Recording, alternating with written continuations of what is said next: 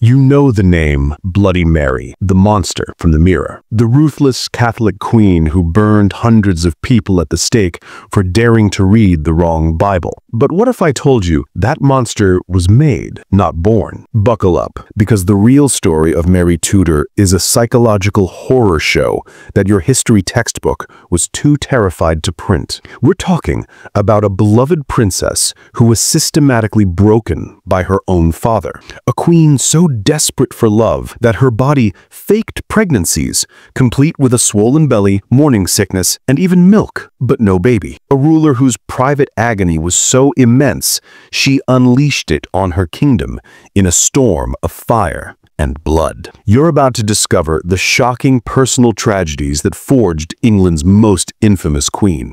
This isn't a story about a religious fanatic. This is the story of what happens when you take a young girl, strip her of her title, call her a bastard, threaten her with execution, and leave her utterly alone. This is the tragic case of the queen who burned a kingdom because her own world had already turned to ash. Before she was Bloody Mary, she was the jewel of England, Princess Mary, daughter of Henry VIII and Catherine of Aragon. She was brilliant, talented, and adored by her father. He called her the pearl of his world. He had her educated like a male heir, and even arranged her engagement to the most powerful man in Europe, the Holy Roman Emperor. Then Anne Boleyn walked into the room, and in an instant, Henry VIII's pearl was worthless. To marry Anne, Henry didn't just divorce Mary's mother, he erased her. He passed laws declaring his first marriage invalid from the start. And here's the truly sick part you don't learn in school. This meant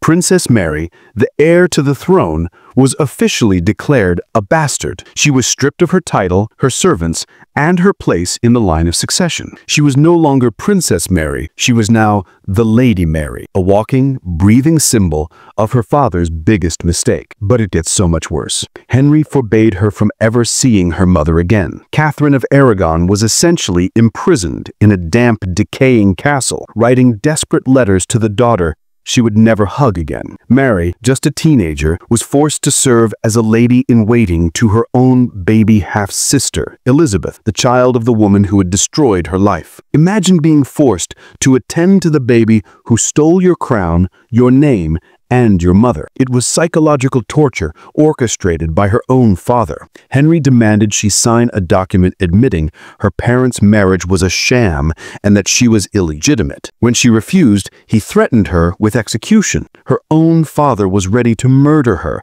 for defending her mother's honor. She lived in constant, paralyzing fear that one of Henry's guards would come for her in the night. This is the trauma that started it all. Years later, against all odds, Mary takes the throne. She marries Prince Philip of Spain, the man she believes will finally give her the love and the heir she so desperately craves. And then the impossible happens. At 37, she announces she is pregnant. The kingdom rejoices.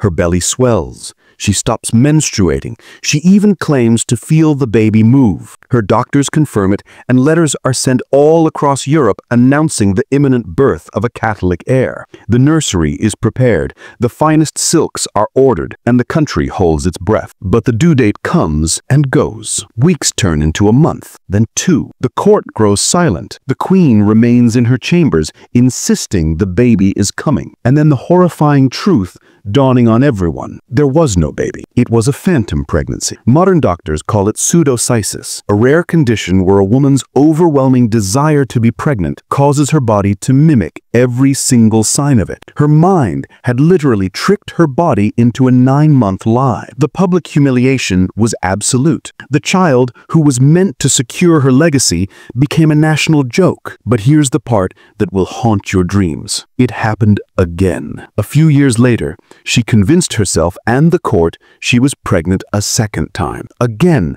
the belly grew.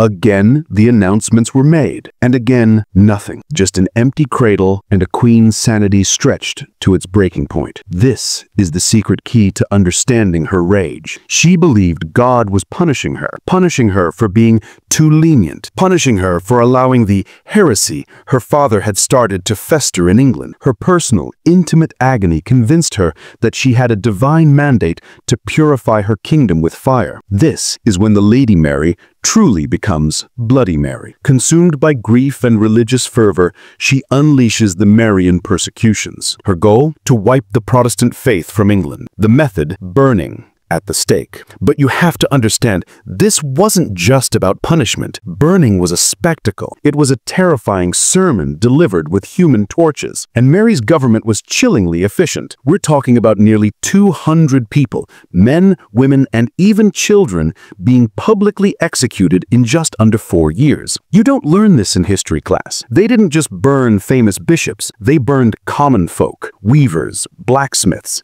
pregnant women. One account tells of a baby being born in the flames, thrown back into the fire by the guards on the orders of the court. Mary's agents would hold up the charred skulls of the victims to the crowds, warning them that this was their fate if they did not return to the one true faith. She believed that every heretic she burned was a prayer to God, a desperate plea to finally grant her a child and save her soul. Her subjects weren't just dying for their faith, they were being sacrificed for her trauma. Mary died at 42, childless, abandoned by her husband, and hated by the people she thought she was saving. Her final will was filled with pathetic, detailed instructions for her own child's care, convinced even on her deathbed that she might still be pregnant. Her successor? Her half-sister Elizabeth, the Protestant daughter of Anne Boleyn. In the end, everything Mary had suffered for, everything she had killed for, was for nothing. Her bloody reign only made England more fiercely Protestant and turned her own name into a curse whispered in children's games. So, the next time you hear the name Bloody Mary, don't just picture a monster. Picture the terrified girl branded a bastard by her own father. Picture the heartbroken woman clutching a phantom belly in an empty nursery. Picture the queen so utterly broken by her own life that she thought the only way to heal her kingdom was to set it on fire. She wasn't just a tyrant, she was a tragedy. And her legacy is a horrifying masterclass in how personal pain can become a nation's nightmare. If these disturbing royal truths are rewriting everything you thought you knew, hit that subscribe button, because history is filled with monsters, but the scariest ones are the ones we create ourselves.